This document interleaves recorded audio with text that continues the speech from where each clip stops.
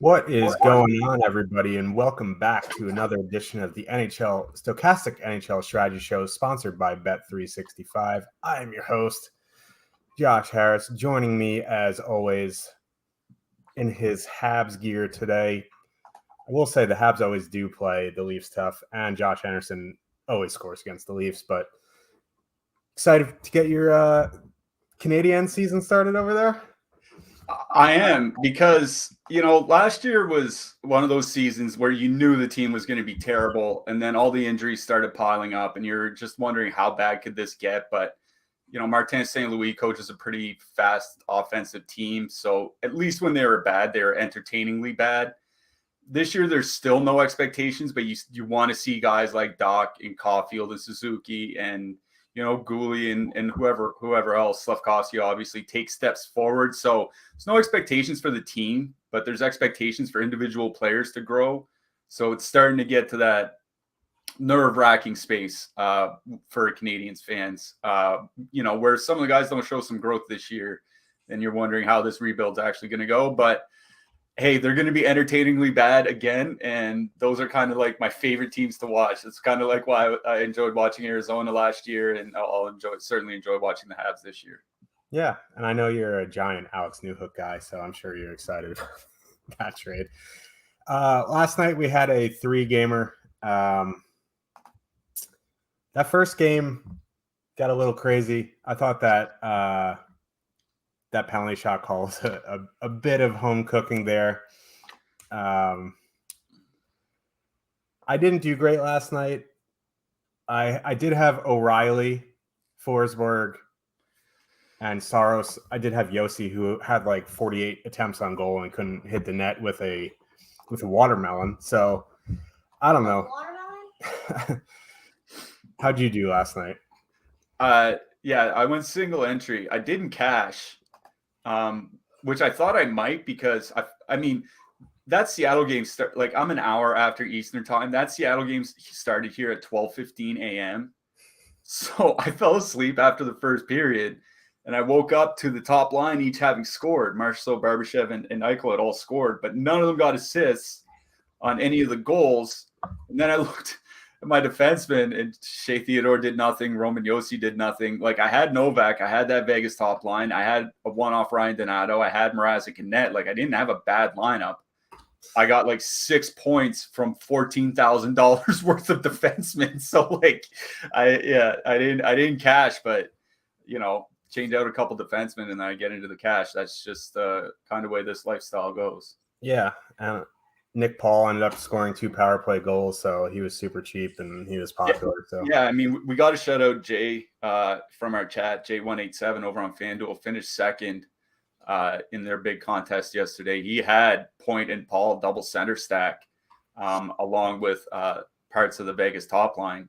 Finished second. One of those, 10K to first, 3K to second, pretty steep drop off type of contest, but finishing second is a pretty good start to the season for night one. So congrats to him. Congrats to anybody else that might have won last night. Let's hope we can kind of carry that momentum over here today. Yeah, for sure. We have a 6-gamer, but we have some big guns on the slate, and we've run into this problem a lot last year, where we have Matthews, McKinnon, and McDavid, Draisaitl all on the same slate. Now they're all on the same slate on a short slate. You can kind of categorize 6 games as a short slate. If you're playing single entry, I'm playing single entry again tonight. My younger one of the boys slept like 14 minutes last night, so trying to upload a CSV from Fantasy Cruncher on minimal sleep for me is going to be a problem. On full rest, I have problems getting the CSV uploaded, so I'm going one lineup. I usually go single lineup anyway, but there are some decent contests tonight. I was hoping the 15 would be larger, the 40 would be larger. DraftKings dropping the ball there per usual. Hopefully it'll get addressed. I'm not going to hold my breath, but let's get into these games. Before you do, please give us a like and subscribe so you can keep up with all of our shows, DFS offers, giveaways, and much more. Once you subscribe, hit that notification button to get alerts when our show goes live. If YouTube isn't for you, which is weird that I'm telling you YouTube isn't for you while on YouTube, We do have all of our content over on the Stochastic Podcast channel. If you could go leave us a 5-star review there, that'd be great. And also, that special we ran yesterday, if you click the link in the description below, you can get 10% off weekly and monthly NHL subs. That is this week only and is only for listeners. If you go through the link in the description, we truly appreciate. We don't expect you to go premium, but if you do, we truly appreciate it. Let's get into this slate here. 6 games. First game of the night, the Ottawa Senators with a 2.8 total heading into Carolina. The Hurricanes have a 3.6 total. I had my biggest wins with the Ottawa Senators last year. I always tend to like to play them. They have a fully correlated top line of Claude Giroux, Tim Stützle, and Brady Tkachuk, which is very nice. That being said, this is one of the worst matchups they can have to open the season. All of the top 3 lines for Carolina are just meat grinders defensively. I would imagine they're going to get the Stahl, Martinook, and Jesper Fastline. We were talking about this game right before we came on air.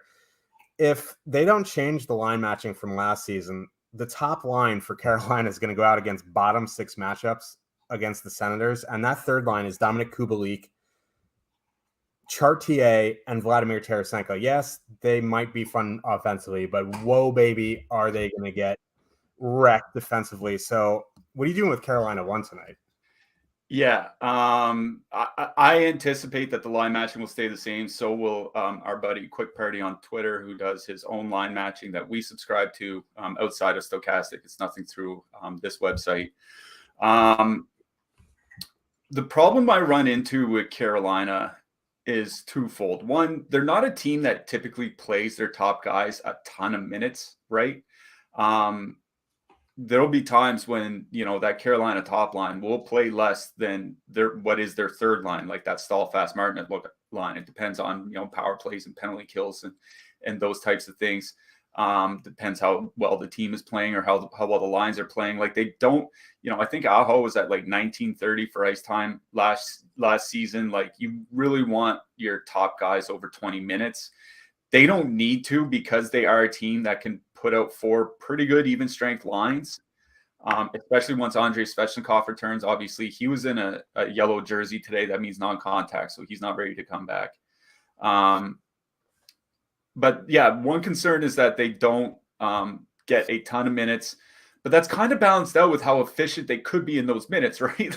like you said, that third line for Ottawa does not look very good, and it's not as if the fourth line looks a whole much better. Like Vladimir Tarasenko is still a pretty good offensive player, but his defense has just fallen off a cliff over the last few years. It reminds me of what's happened to Blake Wheeler over the last 4 or 5 years, to be honest. And Dominic Kubalik was never a good defensive winger. That's kind of the reasons why he's bounced around the league a little bit and bounced around the lineups wherever he's gone. So that bottom 6 is not going to be very good defensively for Ottawa. It's going to be feast time for Carolina, but these were it's not the same lineup, but pretty close to the same lineup that Ottawa had last year. And Carolina only scored 5 goals on them in 2 games, right? Carolina is a team that can struggle to score, especially when you take Andrei Svechnikov out of the lineup. Like this isn't a Colorado team where if you lose Gabriel Landeskog, you have 25 goals, 60-point, Valeri Nichushkin. You have 50-goal Mikko Rantanen. You have all these wingers that can score well enough. They're not that team. Like if Seth Jarvis takes a leap forward this year, then maybe Martin Necas certainly still has a little bit more growth to go through. But you take 35, Svechnikov's probably a 40-goal scorer if he can finally play a full healthy season at this point of his career. You take 35 to 40 goals out of that lineup, out of the forward lineup specifically, it's a lot. So I do like Carolina 1 quite a bit here. The main reason is Ottawa's penalty penchant, right? Like they were the most penalized team in the NHL last season. It was them or Arizona. I forget which way that goes, but they were first or second for most penalties against. Penalty kill was good, but certainly not like Carolina quality good. So it's a pretty good power play spot for the Hurricanes. I wonder how they're going to run their units. And by that, I mean the ice time split. until Svechnikov returns, because, Svechnikov comes back, maybe you kick a defenseman back to the second unit, things start looking a lot better. Until that point, there are some metrics that Svechnikov comes up their best power play forward, like better than Sebastian Aho. So losing him, at best, you're losing your best power play winger. At worst, you're losing your best power play player, period. So it is a pretty good power play matchup. I wonder how good, the power play will be without Svechnikov. I was looking at the numbers before I came on the air, like with and without Svechnikov on the top power play, the shot attempts drop by like 25%. It's huge without Svech there. So it's a really good power play spot. I'm kind of hesitant to just full on stack Carolina, which kind of feels weird because it's a good even strength matchup, great even strength matchup for the top line. Michael Bunting there, he's not Svechnikov, but he's a good dual threat guy. Like he has a little bit of playmaking in him. He's a good, not great goal scorer. The ownership's fine by our top stacks tool coming in, pretty much right on their top 2 stack probability. I just worry that it's not as good of a power play spot as I think it might be, just because I think Svechnikov is a really underrated part of how good that top power play can be when they're really moving. Now, adding Tony DeAngelo, I think, will help. He's been their best power play guy over the last decade. Like, I think it would be fair to say, like, you look at Justin Falk, you look at Brent Burns, they use Jacob Slavin at times. Like, it really hasn't been a lot of high-end offensive defensemen to come through. So I think DeAngelo will help, but I don't think he can replace Svechnikov. Like, nobody in that lineup can. So Carolina one's fine because the ownership's not super high. The price isn't high. It's a decent, they should get their power play chances. I just worry that the power play is not going to be that good because, like I said, the shot attempts and the goals really took a hit when Svech was out. Carolina 2 is an interesting line because, Teuvo Teravainen, a lot's been made of his struggles lately. A lot of it's driven by shooting percentage. Like, his shooting percentages have really dropped. His playmaking metrics are still kind of fine, as tracked by a website called All Three Zones. So I think Carolina 2 isn't bad for a fillery type stack. They're not coming in with super high ownership either, between 5 and 6% on DraftKings. So I think they're okay. Carolina 3 is always interesting to me because they're priced super cheap. I don't think you need to full stack them, but because they're a shutdown line, they're always going to play reasonable minutes, right? Like, there aren't going to be a lot of games where those guys only play 11 or 12 minutes because they are going to go out against the Stützle line quite a bit. So, if you want a 2-man like Fast and Martinook or just one-off Jordan Martinook for some salary savings, I think that's fine. I do like Carolina 1 the best, even when factoring in cost and everything. I just worry that I might be overrating them because Svechnikov's still not back. On the Ottawa side, it's like you said, it's just a brutal matchup. Like, that Carolina third line as a shutdown line is straight up just one of the best in hockey. Not quite as good as the old Minnesota third line with, Gaudreau, Foligno, and Eriksson Ek, but pretty close to it. They're a line that can score. They're a line that plays great defense. I think it is a tough matchup for that Ottawa top line. The Ottawa top line was very good last year, 3.7 expected goals for with Claude Giroux there per 60 minutes, 3.5 actual goals for. That's like 40% higher than the league average. So obviously they were really, really good. Generate a ton of volume. I'm wondering if they don't play a lot more minutes until Shane Pinto is back in the lineup. Because, like, that second line has Matthew Joseph, who probably should be on their fourth line, and Ridley Grigg, who should be no higher than their third line center, right?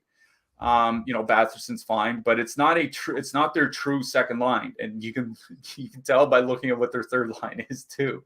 So I'm wondering if that top line doesn't play like 22, 23 minutes here tonight because they're kind of forced to. Like, they don't really have another option. So I don't really like the spot for that Ottawa top line, but man, there's no ownership on them, right?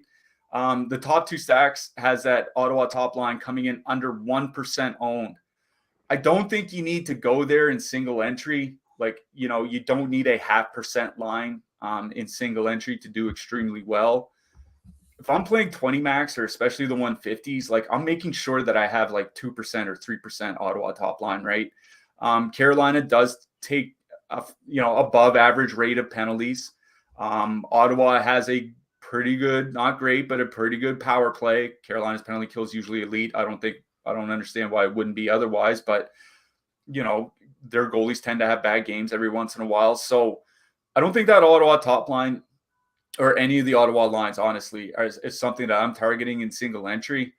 But if I'm somebody jamming in, like I said, 20, especially 150 lineups, I'm coming in overweight on that Ottawa top line. Like I'd be at, like I said, at like 2 or 3%. You don't need a lot of them, like not maybe 7-8 lineups if you're playing 150 max and you're going to be way over the field. But I would definitely want some of them because they are just a tremendous offensive line. It's just a tremendously awful matchup for them. So it's kind of where I am is like, I don't really love any of the lines in this game. If I had to take one and say this is the one that I would most want to play, it would be the Carolina top line, Aho, Jarvis, and Bunting. You can leave Bunting there. I think he's going to be on the top power play unit. He's fairly cheap. They're not super expensive, so you can still get a good other stack in with them, as long as you're not playing McDavid and Draisaitl or whatever. But we'll talk about the goalies at the end of the show. I'm going to be honest. I think I like the goalies in this game more than I like the forwards.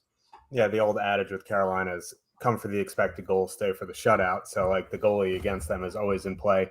I do agree with you. Carolina won's my favorite in this game, but I also, in MME, like Ottawa won. Like, we talk about matchup-proof lines or players like McDavid and this and that. Like, Stützle, Brady Tkachuk combo is getting into that matchup proof type of deal. They're not there yet, but they're like on the tier right below them. Now, that Stahl Martinook Foss line is just a meat grinder. Like, they have a massive sample. They have a 740-minute sample. They're giving up 2 expected goals per 60, which is way better than the league average. So I agree. Single entry doesn't make much sense to get there, but if I was playing 100 lineups, getting 3-4% easily over the field, and if they go off, which is on this slate, like, will it be enough to win a GPP if, with McDavid, McKinnon, Matthews on the slate? Maybe, you know what I mean? Like, Brady Tkachuk is a bonus machine. Stützle, if they both get the 3-point bonus, Brady Tkachuk gets a shot bonus, they're going to be right up there for GPP winning lines. Now, again, this is an MME play only. Favorite line in this game is Carolina 1. Let's move on to your Canadiens with a 2.6 total. Heading into Toronto, the Maple Frauds have a 4 total, biggest total on the slate. New faces in Toronto. They have Tyler Bertuzzi up on the top line with Matthews and Marner. I think that will benefit everyone on that line. It's a bigger upgrade than having Kerfoot up there. You know what I mean? I think Bertuzzi, not the best finisher. He's not great at anything, but he's good at everything. He's one of those players. Then you have Max Domi on the second line with Tavares and Nylander. Huge upgrade from when Kerfoot was on that line too. He's all brakes or all gas, no brakes. Pretty poor defensively, but then you have a third line of Jan Krok, Knies, and Foster Minton.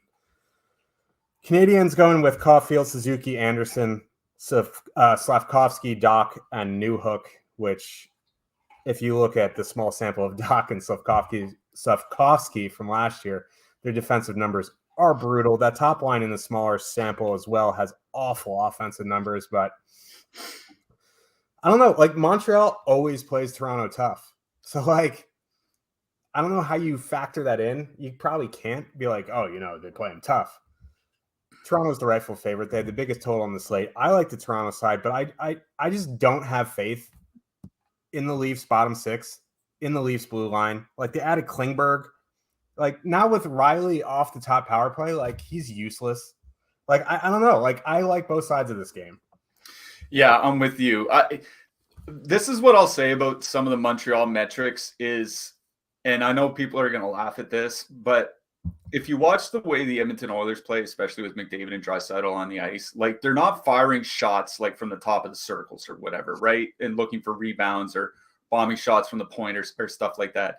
You find them looking for a lot of seam passes, like backdoor passes, things of that nature. That's what Montreal does too. just to a much worse degree than McDavid and Draisaitl do, which is why a lot of them have terrible defensive numbers. But Montreal plays, since Martin St. Louis got there, they played a lot more off the counterattack. So like forced turnovers, they fly the zone pretty quickly. Like as soon as an offensive player fumbles the puck, like their wingers will take off, and it leaves them, in a 5-on-2 in their own or 5-on-3 in their own zone sometimes. But sometimes it leads to 2-on-1s and 3-on-2s, and that's why Montreal's typically able to score well.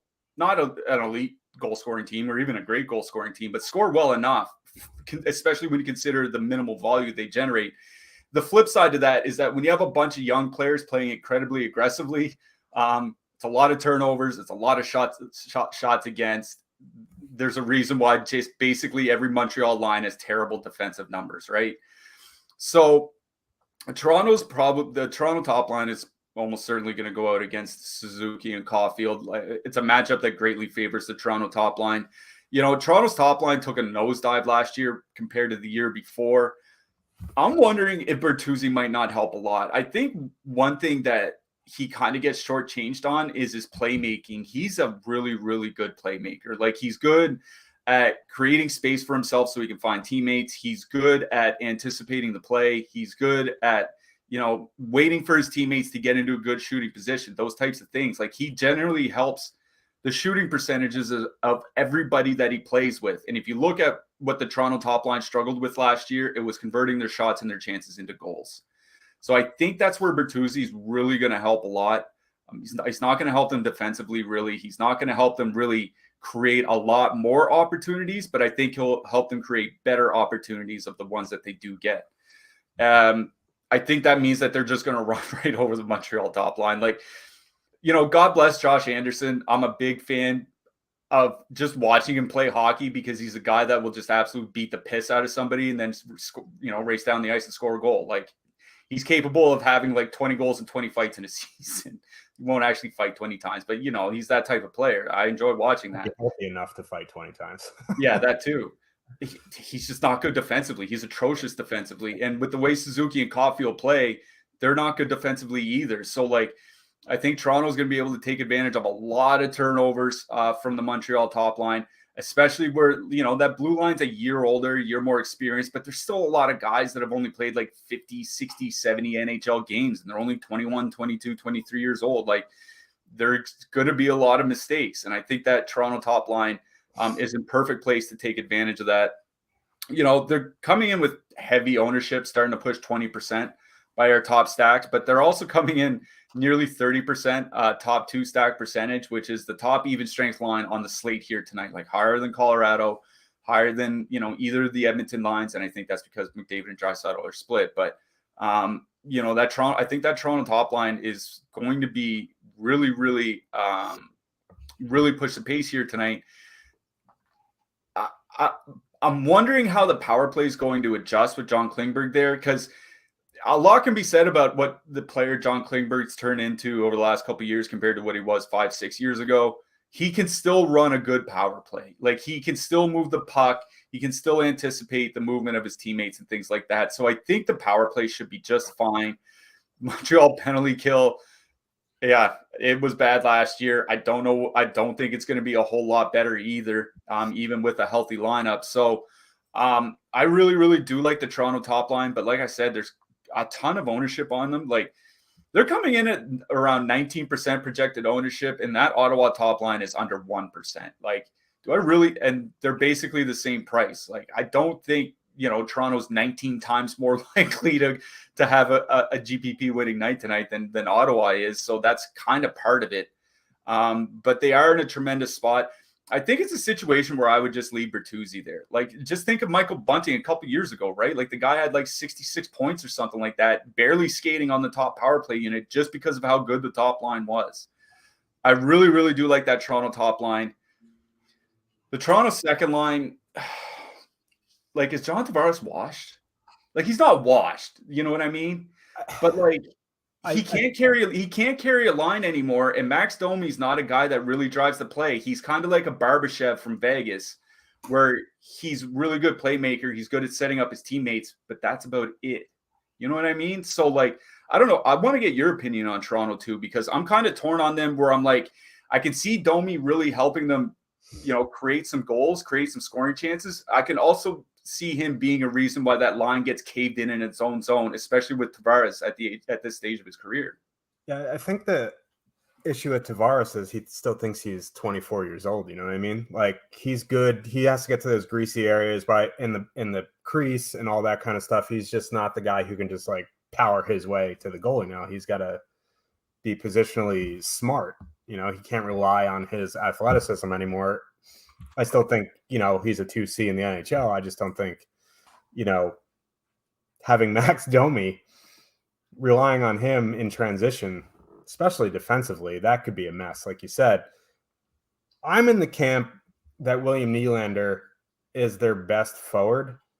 Now, I caveat that with if Mitch Marner decides, if the Mitch Marner who shoots the puck shows up this season, Mitch Marner's the best forward. If Mitch Marner is just looking to dish to everybody, William Nylander at least shoots the puck. That line's going to be good offensively.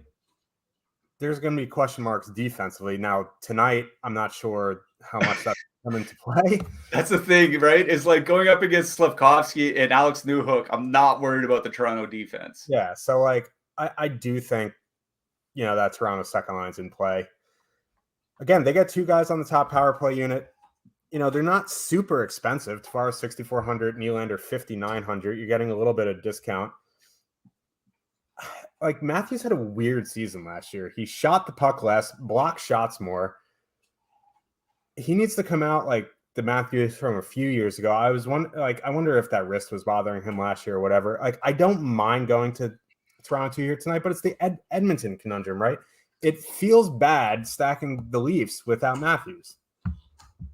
So you can make it. Let me put it to you this way, because they're relatively the same price. Would you rather play Toronto 2 at 20% or Carolina 1 at 10%? Oh, Carolina 1. Yeah, that's kind of where I'm at too. Is like, you're not even getting really different if you play Toronto 2. You know what I mean? I'd probably just rather go to Carolina. So that's kind of where I'm at. That's kind of where I'm like, if I'm playing Toronto tonight, I'm playing the top line. You know what I mean? Yeah, I agree. Or the way to get different is Toronto is like power play stack, because you get the discount with Klingberg at 3,200, but then you have to fade McDavid, you have to fade Draisaitl, you have to fade all the big guns on the slate. But you have to do that anyway, right? Like, you can only get so many $9,000 players in your lineup. I see the Sens Homer has entered the chat. Playing Carolina against the best goalie of all time is crazy. We'll give you Nick Paul yesterday, but pump the brakes on the Senators goalie, right? Yeah, relax a little bit. I mean, I will say, I'm not interested in playing the Montreal second line tonight. I think that's a line where I kind of want to see them do it before I start playing them in DFS. But like, Kirby Dach was probably Montreal's best forward last year. I mean, like, low bar and all, but like, he looked like the guy he was supposed to be back in Chicago. I think Alex Newhook is going to play well in this system with Marty St. Louis coaching him, because Newhook's speed is his biggest strength. And this is a team that, like I said, will fly the zone as soon as there's any fumble in their defensive zone. You know what I mean? So I think it's not a line that I would necessarily full stack, but I do think there's some merit to maybe one-offing, the wingers or something like that, because they might get a couple. They're probably going to get a couple odd man chances here tonight. They're just going to allow a lot more on the way back. Yeah, I agree. Like, I don't know. Like, I think you can one-off people on that second line. Like Slafkovsky, like you would hope he takes a big step forward this year. He was the number one pick. Whether you agree with the pick or not, he was first. I do like Kirby Dach a lot. That top line's in a really tough matchup. I think, going into Tavares and Domi, I think you don't need a full stack, but like, I think they can take advantage of them with their speed. So I don't mind it. I'm not a big believer in the Leafs blue line or goaltending, so I don't mind one-offing someone from the second line in Montreal. Yeah, I mean, that's all I have from this game is like I said, if I'm playing Toronto, I'm almost certainly playing the Toronto top line, and I don't mind Montreal one, but I think with Caulfield and Anderson being so cheap on DraftKings, like I think they're gonna, like, we have them at 10% right now. I imagine that might even come up a little bit, and that's pretty hefty for that line on the road. You know what I mean? Agreed. If, as we mentioned off the top, we are sponsored by Bet365. Thank you very much. And if you deposit $10, bet only 5 of it, you'll get $150 in free bonus bets. This is available in Kentucky, Ohio, New Jersey, Virginia, Iowa, and Colorado. They will be coming to more states soon, so keep an eye out for that if you're not in one of those states and they open up in, say, Pennsylvania, and you live in Pennsylvania, you can take advantage of this offer. You have to be 21 plus, 18 in Kentucky. They kind of do their own thing in Kentucky.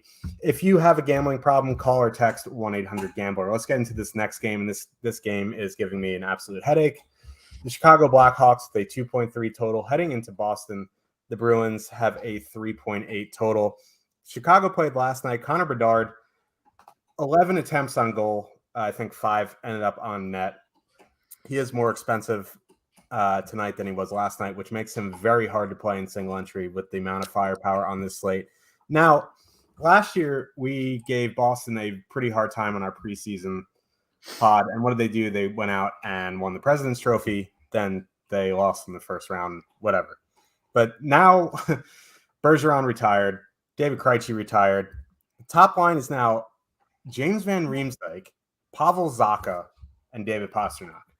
Now, James Van Riemsdyk on the power play will still be effective, I think. He's a good net front. James Van Riemsdyk, top line wing in the NHL in 2023. I just don't think he has the mobility to do it anymore. I'm worried about the Boston depth a lot going forward. I don't know if tonight you really have to worry. That being said, the Blackhawks probably going to Arvid Soderblom tonight, who I do think is better than Peter Mrazek, although I'm not any goalie wizard or anything. I think he's a good prospect. I think he could be all right.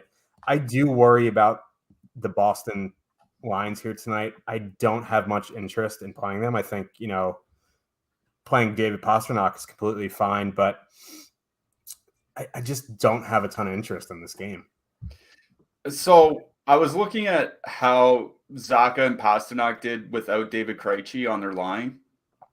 They weren't good, at least defensively. I mean bad. I don't mean bad just for Boston. I mean bad overall. 160 minutes for Pastrnak and Zacha last year without Krejci.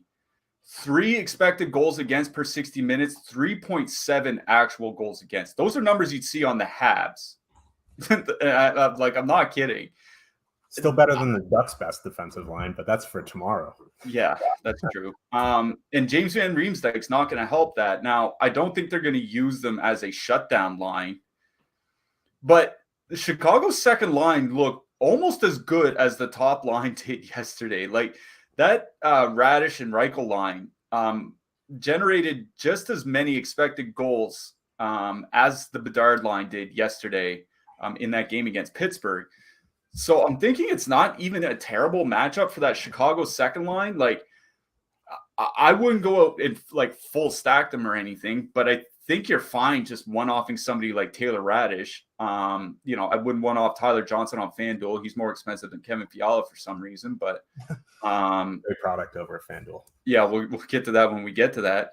But that's the first thing that stuck out to me with this game is that none of the Boston lines were really good defensively, pretty much without Bergeron around.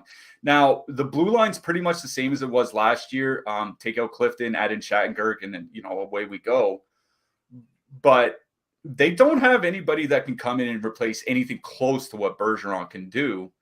And to be honest, they don't even have a center that can replace Krejci, because Krejci had his issues defensively, but he was still a really, really good playmaker. And, I like Zacha, but he's not as good a playmaker as Krejci was. I like Coyle, but he's nowhere as close to the playmaker that Krejci was either. So they're going to get a lot worse defensively. They're going to get worse offensively. I do have some concerns with the Bruins, but it is a back-to-back on the road. The Chicago team, I think it was 2 wins in 14 games on the back-to-back last year. Like most of the time, they just got their brains beat in. This team does look a lot better than last year's team. At least they did in that first game against the Penguins. But,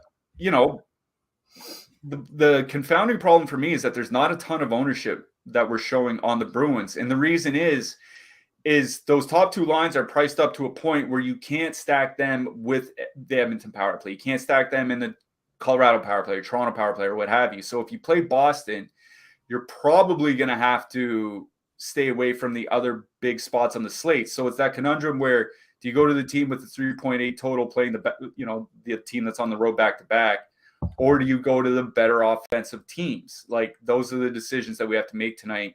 I'm with you. Like I don't mind Van Riemsdyk on the top line because he could at least do some stuff with the net front. Like I think that top line's still going to be pretty good offensively. So it's Boston 1 for me in this game.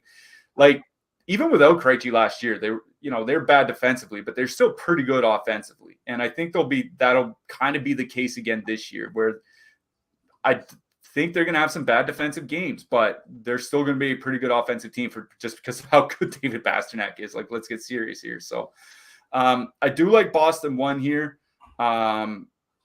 but they are at a price point where if you stack that trio, you're probably not going to be able, unless you one off a McKinnon and then go with a super cheap third line or something like that somewhere else. We'll get to Los Angeles Kings and their mispricings in a little bit. Unless you do something like that, you're not going to be able to get in the big guns elsewhere on the slate. So that's kind of the confounding problem. But I do like Boston 1 here. Boston 2, I'm not in on. Like, I think like Jake DeBrusk's numbers away from Bergeron are just bad, like flat out bad. And Brad Marchand, he looked good in the first month or two coming back from his injury last year, and then really tailed off in the back half of the season. Charlie Coyle's fine, but I would want him as a checking third line center. I don't want to rely on him to produce offense on my second line, which is what they're expecting from him. So, that Boston second line last year, when Pastrnak wasn't there, 3.1 expected goals against per 60 minutes. Like, again, that's really, really bad. Marchand and Coyle both struggled defensively. It's just that we didn't see it with Marchand because he was playing with Bergeron so much, and Coyle was playing in the bottom six, so he had soft matchups.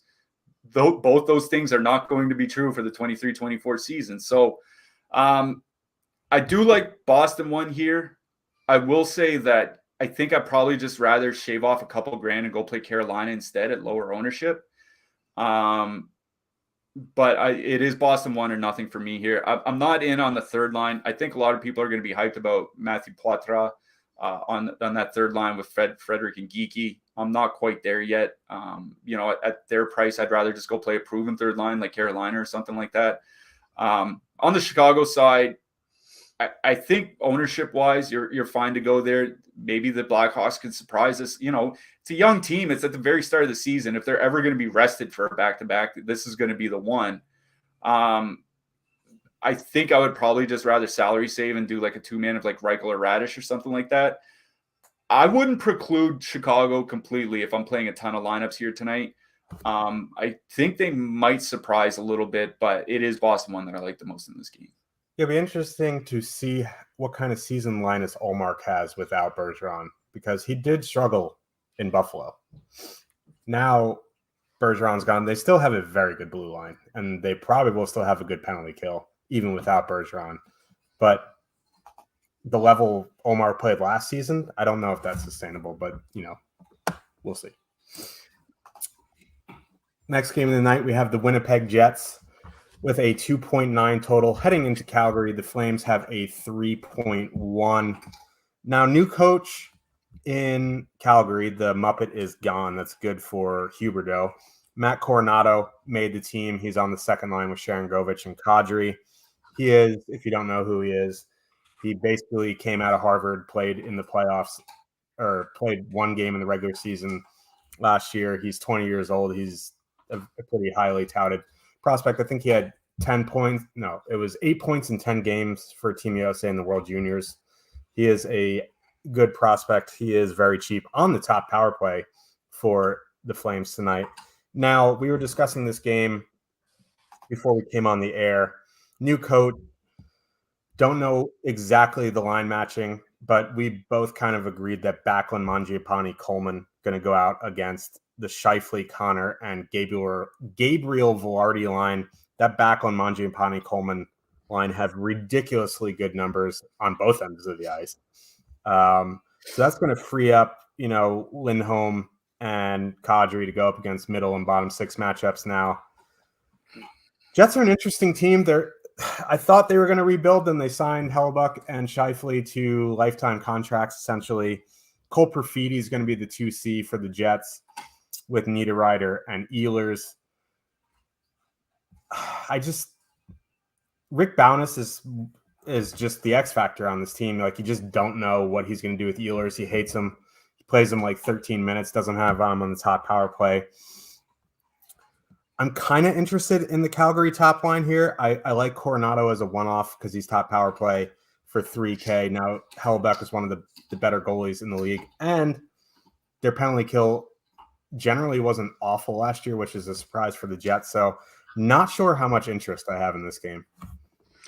Yeah. And on the flip side, Calgary had a great penalty kill last year. Like, it was one of the areas where they didn't struggle. They had, one of the 3 or 4 best penalty kills in the league. And Winnipeg is a team that, kind of like Vancouver, I would say, has lived and died by their power play for offensive success. On the topic of bonus, this is, you and I brought him up quite a bit last year on the show. This is the difference. Is 2 years ago, when Paul Maurice was still there, Winnipeg was 12th in the league in shots off the rush. Now, shooting off the rush usually means like 3-on-2s, 2-on-1s. Quick entries turning into quick shots and stuff like that. It's generally stuff that's not cycling and forechecking and et cetera, et cetera. 2 years ago, they were 12th in the league. Last year, they were 27th. Like, the only teams worse than them are the teams that you would expect to be worse than them, like San Jose, Chicago, Columbus, like those kinds of teams. And if you're wondering why a bunch of their guys basically saw shooting percentage crashes, it's because they're asking a bunch of guys that have been playing off the rush for 3, 4, 5, 6 years to start playing a forechecking, cycling style of hockey. Big surprise, it didn't go very well. Now they made it to the playoffs where they got just, shelled out pretty quickly. I'm wondering if it took a year to acclimate the players to the new system and things are going to be better this year. We'll see. I still don't have a lot of faith. I don't know why you would take a guy, a forward pair like Kyle Connor, Mike Scheifele, and say, go forecheck. What are we doing here? It reminds me of Montreal with Dominic Ducharme. That's what he did with Caulfield and Suzuki. He was like, dump the puck in and go forecheck. And he's like, you seen these guys? They're like 5'8". Like, I don't know why. So, like, maybe they'll acclimate the bonus and the offense will be better this year. But by the same token, like I said, Calgary had an elite penalty kill last year. The guy that's head coaching now, Huska, was on the bench with Sutter last year, so he would probably be familiar with their penalty kill. If that carries over, it's not a good power play spot for Winnipeg, and they're going up what I think is going to be a brutal matchup against that Backlund line. And I think Velarde is going to help out on that Winnipeg top line. I just think that, for me, he's going to help out on a different slate. Now, they're reasonably priced, all top power play, $17K on DraftKings. Not a lot of ownership, 3 to 4%. And Jacob Markstrom was pretty bad last year. It's not a stretch to say he was the reason why they missed the playoffs. Like, I know Huberdeau had a bad season and Kadri didn't have as many points as people wanted, et cetera, et cetera. Jacob Markstrom makes a few extra saves. They get into the playoffs. But he had one of the worst seasons of his career. If he's back to anything close to the guy he was the year before, like, Calgary's going to be one of those sneaky teams, I think. I'm not in on Winnipeg 1. Winnipeg 2, I think, is where things start to get interesting for me because Cole Perfidi is one of the young players that I think the world of him, like, offensively anyway. Like, I think he's just a tremendous offensive player, good playmaker, really good shooter, can find the soft spots in the zones, to get good scoring chances and things like that. And he's got Ehlers and Niederreiter beside him. And the reason why that's important is those two guys, unlike Scheifele and Connor, those two guys have typically played pretty well forechecking, cycling, doing that type of thing, especially Niederreiter. So where he's going to have two wingers that can kind of show him the way, if you want to say, kind of play the way that Bonus wants them to, I think that they're going to actually end up being a pretty good line. I'm not really worried about the defensive, prowess of Elias Lindholm and Dylan Dubé. I'm not worried about the defensive prowess of Yegor Sharangovich and Matt Coronado. I honestly think Winnipeg 2 is one of my favorite filler lines here tonight. We have them at about 3% ownership, a little bit over leveraged, but not a lot. If you want to leave Niederreiter off or something like that, I think that's fine. I think they make, it's a perfect spot for a 2-man stack. Ehlers is a guy that likes to shoot, and for all his problems last year, he kept up his shot volume on a per minute basis. Ehlers and Perfidi, Ehlers and Niederreiter. I think that's kind of the direction I would go with Winnipeg is go towards their second line. The Calgary side, for me, why is Dylan Dubé on the top line? He's a Tasmanian devil. I don't know, man. That guy, you can't, if you play that line, you cannot watch the game. Like, he will drive you nuts, but he's a pretty good fantasy producer. I don't know. Yeah, that's the thing, is like, he's a shift disturber is what you might call him. I actually don't like him. I just don't. He's not a first liner. You know what I mean? He's not. He's a guy that I wouldn't mind having like on his third line or something like that. But it's Kadri, Sharangovich, and Coronado that I would go with. Like, I know Kadri didn't have a great year last year. If you look at his numbers, it was basically just the assists. He went from a by far career high assist rate to basically what's normal for him. Like, he's not a 60 assist guy. He's more like a 30 to 40. Still plenty of shots. So like a Kadri Coronado 2-man. Throw on Sharangovich if you want. He's not that, not super expensive or anything. So you can 3-man that. But I think, especially where they're on the power play together, I think Kadri Coronado as a 2-man make a lot of sense. Calgary 3 makes a lot of sense. They're actually coming in basically with the same ownership as the top line, and honestly not far off the top line in terms of top 2 stack probability. Like I was talking about in our Discord earlier today a little bit, that Coleman line was utterly dominant last year in a massive sample where it was like 400 minutes together or something like that. Stupid how good they were. Yeah. So, I don't mind a 2-man of Kadri and Coronado. I think Calgary 3 might be their best line, but I early in the seasons, where they do tend to call more penalties, I want guys on the power play, and for me, that's Kadri and Coronado tonight. And I wrote up Coronado in the picks article, free to read over at Stokastic.com. Wrote him up too, so I think it's Kadri Coronado that I would lean to, but I think their third line looks pretty good too. Yeah, I agree on Calgary too. You want to play Calgary 1? I think that's fine as well. On the Winnipeg side, I kind of agree with you on Winnipeg too. I worry about Ehlers' ice time. He could play 13 minutes tonight. He could play 17. You just don't know. They're cheap enough where you can get away with it. Also, if you're interested in Alex Iafallo, min price on the top power play. Why he's on the power play over Nick Ehlers, I don't know, but he's min price. If you're looking for a min price top power play guy, granted, Calgary's penalty kill has been excellent. I'm still high on Markstrom. I just think, need a little sports psychologist, maybe a little mood stabilizer, and he'll be good. But yeah, min price top power play, always in play.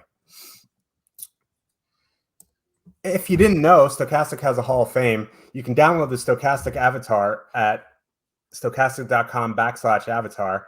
And if you place in the top 3 of a contest with over 5K contestants, tweet the win to @StokasticHOF on Twitter or X. I don't know what they call it nowadays. And if you do, you will win a free month of Stokastic packaging of your choosing. The packages on Stokastic are sports specific. So if you want NHL, just tell them NHL. And you can only win 1 free month per year. But if you are winning enough to tweet them more than once, I think you'll be okay. Also, just a reminder again, there are almost 200 of you in the chat here tonight. Thank you very much for coming, but smash that like button. And if you are thinking about going premium, click the link in the description below. It'll get you 10% off weekly and monthly subscriptions. That is for this week only. And for people listening, you cannot get the code in the Discord or on Twitter. It will be through this show link only.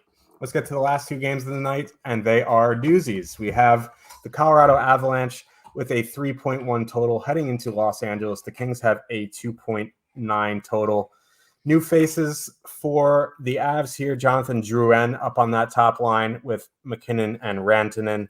Second line is familiar. Lehkonen with Nishushkin, but Ryan Johansson, top power play Ryan Johansson. God. I don't know.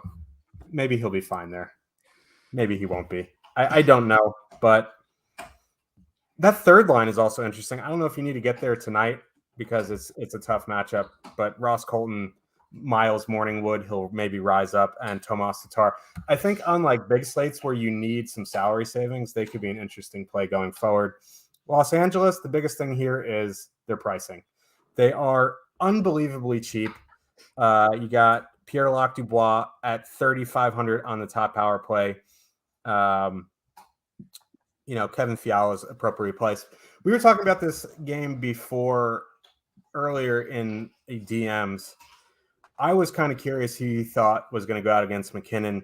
You thought with Arvidsson out, it could be Pierre-Luc Dubois, Kevin Fiala, and Alex Lafreniere, not to be confused with Alexis Lafreniere, just because you think they do not like using Kopitar in a shutdown matchup, and without Arvidsson, that Danault line takes a hit. Yeah, I think it might end up being Dubois just because it'll be their best line. But I was just looking at the news. Arthur Kaliev got suspended. Pulling a Tom Wilson and getting suspended for multiple games in the preseason. Like, good job. And Arvidsson's hurt, and they don't have cap space to call anybody up. So they're going with 11 forwards. I think that's going to mess with their bottom six lines quite a bit. I don't think Laferriere is going to spend the entire game next to Fiala and Dubois. Like, I think maybe you see Trevor Moore move up, for a shutdown match. Like, just because they're going with 11 forwards and they're not going to use Kopitar a ton as a shutdown line, I think you're just going to see kind of like a rotating cast almost. To me, even with Arvidsson out, it makes the most sense to still use Danault in that shutdown matchup. You know what I mean? You want to free up your best offensive players to not have to play against Nathan McKinnon and Mikko Rantanen. Like, that would make sense to me. But we'll see what happens, because them going with 11 forwards kind of throws things a little bit into disarray. But yeah, I think Dubois and Fiala are going to see some of that matchup, and then even more with Danault and more going out against Nathan McKinnon. I'm wondering what's going to happen to the power play too, because Kaliev was on the second power play, Arvidsson on the top power play. Dubois is probably going to move up to the top power play unit. But with Arvidsson and Kaliev out, it doesn't leave a lot for a second power play unit, right? Like, this is a team that somewhat split its power play units, at least until like the final quarter of the season last year. But are they going to really give like 40% of the power play time to, Trevor Moore and Alex Laferriere over Pierre-Luc Dubois and Kevin Fiala? Like, that seems insane to me. So I'm wondering if this isn't a game where the Los Angeles top power play for one of the few games this season is going to get 80% of the power play time or something like that. Colorado didn't take a ton of penalties last year, but the penalty kill wasn't that great either. Now, maybe injuries played a factor into that, and they went and got Colton, and they went and got Wood. Like, those are guys that can penalty kill. But, the Los Angeles power play itself, like Los Angeles last season, I think after Thanksgiving was the number 2 power play in the league behind Edmonton. Basically once they got Quentin Byfield onto the roster. So, add Pierre-Luc Dubois and a healthy Kevin Fiala, and I think that power play could be pretty good. So, I like the Dubois line. The problem is that they're going to get so much ownership because of that pricing, right? Like, our top 2 stack has them at 16% ownership. And you can't argue with that because they're priced like they're the third line from Montreal or something. Like, it's insane. So I'm not going to say don't play them, but I think it might be a situation where, take Laferriere off and put on Adrian Kempe, or go double center with Dubois and Kopitar to make it more of a power play stack or something like that. There's just going to be too much ownership. Like, there's going to be so many one-off Dubois as a center here tonight, because you can put Dubois and then McDavid and then still fit in Draisaitl. Now you got 3 number 1 centers in your lineup. The pricing is really throwing me through a loop. The Los Angeles top line, I think, is still really interesting. Kopitar, Kempe, Byfield. I wrote a lot about Byfield in the offseason. And the big thing that I noticed when going back to watch a lot of his shifts was that he was a guy that was able to make the second and third option play on a zone entry or something like that, right? Like a lot of the guys that had come before, it was, dump it in and go chase, or, if you see a guy that might be open, try to force feed him the puck. But Byfield doesn't do that. Like, he'll stop and curl, and he'll wait for the second wave to come. And if it's not there, he'll chip it in the corner, go get it himself. And he'll look to make extra plays that a lot of the wingers on the top line for Los Angeles just haven't for years now. And I kind of like him adding that, playmaking ability. Like, he's not necessarily known for his playmaking, but that's what I saw. So I really do like that top line. They were good last year, 2.7 expected goals, 3.9 actual goals per 60 minutes and 475 minutes together. I'd expect that actual goal number to come down, but, if Byfield turns his shooting percentage around, Kempe's usually a pretty good shooter himself. Like, it might not come down a lot. So I think there's merit to just going to the Los Angeles top line. And if you want to take off Byfield and put on Fiala, take off Byfield and put on Dubois or something like that, you can still make it a pretty cheap power play stack in what I don't think is a bad power play spot for Los Angeles, especially if they go with a heavy top unit. On the Colorado side, it's the top line. It's straight up the top line. Like, I don't have a lot of faith in Lehkonen and Nichushkin playing together. Their expected goals numbers haven't been great. Actual goals numbers have. A lot of it is just a shooting percentage bender. I'm worried about who's actually going to pass the puck on the Colorado third line. Like, I don't see a single guy that's a decent playmaker on that line. They're all goal scorers or checkers to some degree. So for me, it's Colorado's top line, and by a pretty big margin is my favorite line in this game. But I think making some sort of Los Angeles power play stack makes a ton of sense. Yeah. I guess you could leave Drouin off and put in Ryan Johansson or something. But Ryan Johansson on the top power play drives me nuts over Nichushkin. But, Drouin I thought was going to be cheaper. He's 4,500. I think offensively, which is what you play DFS for anyway, really, I think he will fit right in on that line. Colorado won, my favorite line in this game, but I do agree. I think you do some kind of Kings power play stack with the top line guys. If Byfield is on the top power play, so you just leave it, but he's not. And, you want Fiala, or if you need the salary, you put, PLD on that power play stack. Let's move on to the last game of the night. We have the Edmonton Oilers with a 3.8 total. Heading into Vancouver, the Canucks have a 3.1 total. Connor Brown up on the top line with Evander Kane and Connor McDavid. Now, I'm a big Connor Brown guy. Assuming he can stay healthy, I think he will do good things with McDavid.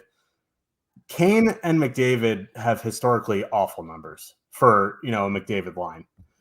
The second line is Nugent Hopkins, Leon Draisaitl, Zach Hyman, fully correlated on the power play. Very good power play spot. That being said,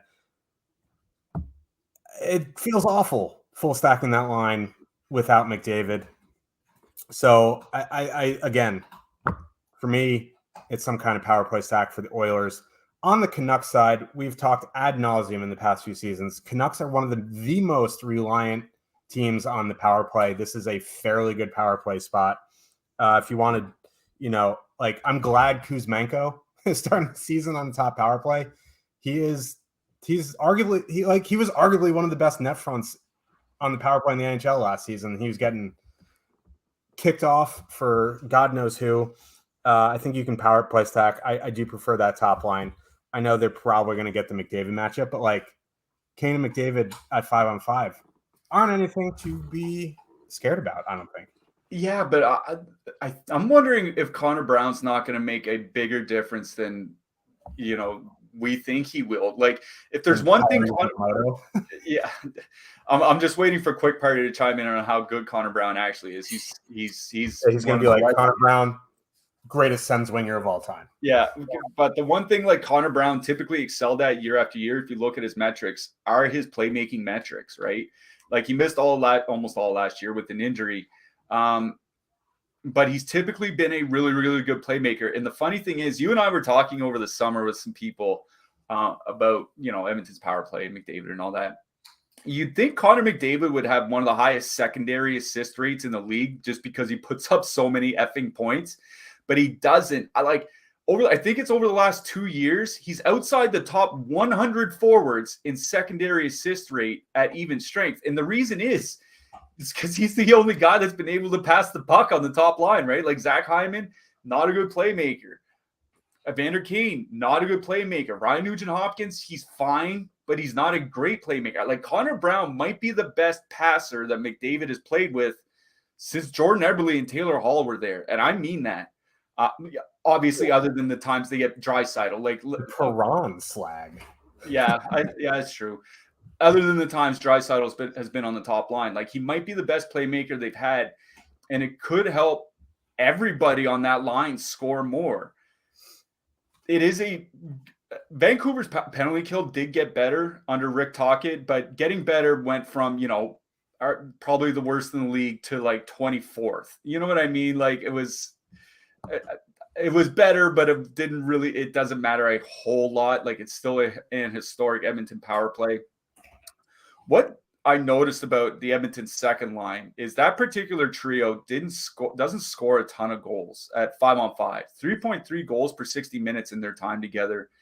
It's not as much as you might think, and they have some pretty bad defensive numbers, like 3.8 expected goals against, 3.4 actual goals against. Again, those are Montreal Canadiens numbers. They're not numbers you would expect to see from a cup contender.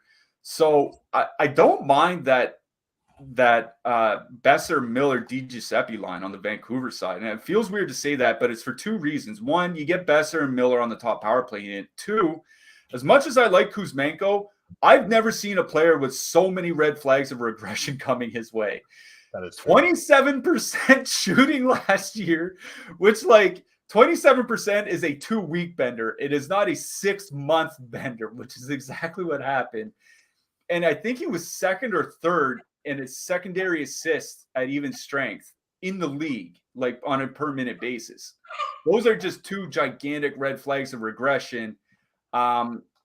I'm worried that that's going to hurt Pettersson. Connor Garland didn't have a good year last year. Like they need him to rebound. So they need Garland to rebound and Kuzmenko not to regress too much in order for Pettersson to come close to repeating the season he did last year. So I think in the softer matchup, what I think is going to be the softer defensive matchup, I like Vancouver 2 here tonight, but yeah, like this game's about the Edmonton power play.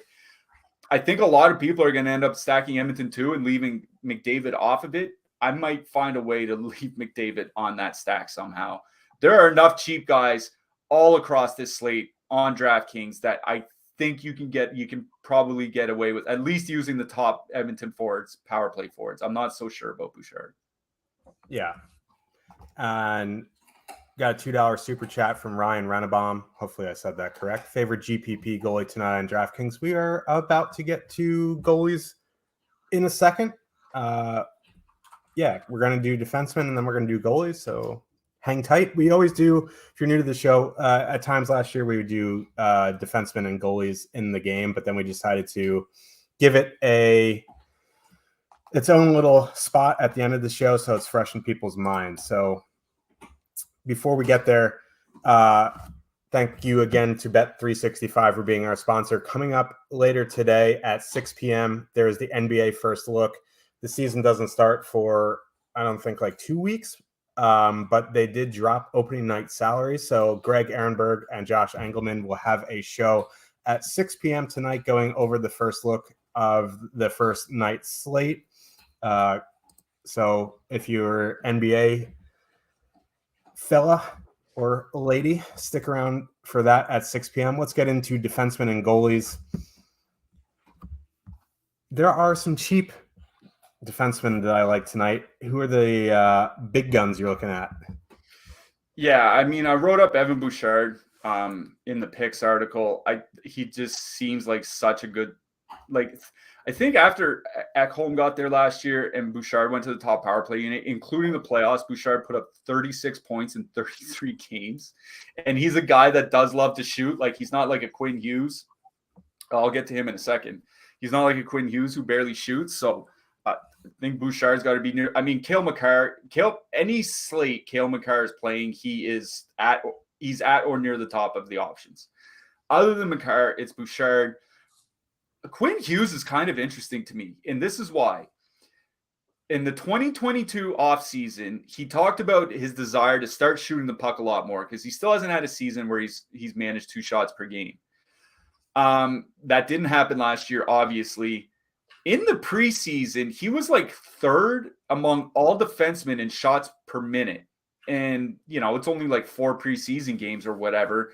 But it seemed like there was a genuine interest in Hughes to actually make good on his promise to start shooting more that he made 16 months ago. So Hughes at 5,100 is kind of interesting to me because I don't think he's going to carry that much ownership because he's not a defenseman that shoots a lot, and that's not something that you want on DraftKings. But if he does start shooting, he's probably like a $6,500 defenseman, like somewhere in the Bouchard range. So I think Quinn Hughes is kind of interesting here tonight. So it's Hughes and Bouchard, oddly enough, both in the same game for me. More in the mid-price range, I wrote up Tony DeAngelo as well. Even if he only plays 17 or 18 minutes, Carolina should get their power play opportunities, and that's where DeAngelo really makes hay. Jake Sanderson, 4,300 on the other side of that game. I like him as well. It's a bunch of guys around like the 3,500 and under mark. Dmitry Orlov running the second power play unit for Carolina. I like him. You mentioned John Klingberg earlier. He's 3,200 running the top Toronto power play. Him, obviously. Matt Roy. I think Roy might start getting some more minutes as him and Gavrikov kind of show themselves to be the top pair for the Los Angeles Kings. And Roy does like blocking shots. So if he's getting to like 21 minutes, he's going to be even more expensive. So I don't mind Matt Roy. Jordan Spence, 2,500 running Los Angeles' second power play unit. But like I said earlier, I'm kind of worried how many minutes that power play unit is actually going to get. Arbor Jack Guy from your Montreal Canadiens, 2,600 running the second power play unit as well over there. So there are a lot of defensemen that are around that $3,000 and less range that I like on DK tonight. Yeah, the one I'll just add, Travis Hamonic is also min price going at. Oh, we should probably add Tyler Myers as well. 2,900. I think Vancouver's going to have to go 11-6 as well here tonight. So their third pair is like Jolson and Akito Hirose, I think. So they're not going to get a ton of minutes. So Myers might actually get like 20 minutes here tonight. Don't mind that for 2,900. Let's get to goalies here. I think the one that jumps off the page is Connor Hellebuyck, 7,500 on the road. I do like some more road goalies here again. Arvid Soderblom, 6,800. Anytime a goalie gets down at that price, he's probably going to see a bunch of volume, so I don't mind it there. Like Georgiev, I don't know. Like goalie on this slate doesn't feel great. Like I don't really want to pay up for Ullmark or Samsonov. Samsonite, I was way off, but like I don't know. Like there isn't one that really sticks off the page besides Hellebuyck. Yeah, Hellebuyck, obviously. I just want to mention, I haven't checked the update on the Los Angeles defense. Quick Party saying Spence isn't playing. I swear to God, if they're playing Andreas Englund instead of Jordan Spence, like this might be my last night ever playing DFS. Like that's going to be just beyond frustrating. In net, Judas Korpisalo, I wrote him up. Any goalie going into Carolina is a goalie that I'll play. I do like Anderson on the other side of that game as well. Ottawa didn't have a lot of trouble generating shots last year. It was generating goals. They're still missing guys out of the lineup. So Anderson, Korpisalo, Hellebuyck, those are kind of like my 3 road goalies here tonight. Don't mind Georgiev either. Like, if Los Angeles is going to be missing some players out of their own lineup, and I think a lot of people are going to gravitate towards Los Angeles because of the pricing on DraftKings, I don't mind Georgiev. Yeah, the thing with Georgiev, or the thing with the Kings is like, they don't mind playing some high-paced games either. So, like, they're going to have their shots on goal. I don't mind Georgiev. I do agree with Korpisalo. Yeah, the Carolina goalie also. If I'm going to spend up for a goalie, it's going to be the Carolina Freddie Anderson over Ullmark and Samsonov. Who you liking for your hat trick pick? It's going to sound sacrilegious, but I'm going to go with the Toronto Maple Leaf tonight, and I'm going with Tyler Bertuzzi.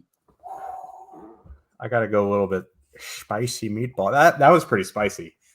That was pretty spicy. Anyway, I'm going to go Seth Jarvis. I really hope he kind of gets off the ground. He reminds me of like Martin Necas a little bit. So I just like to. I want to see him hit the ground running. I think there's a lot of Carolina guys that could really take a step up this year. Yep.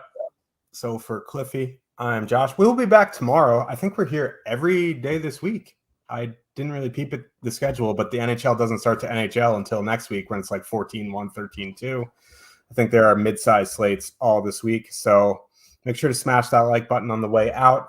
Make sure to, if you're thinking about going premium, hit the link in the description. And good luck, everybody. And if you're not subscribed, stick to Roblox. Yeah.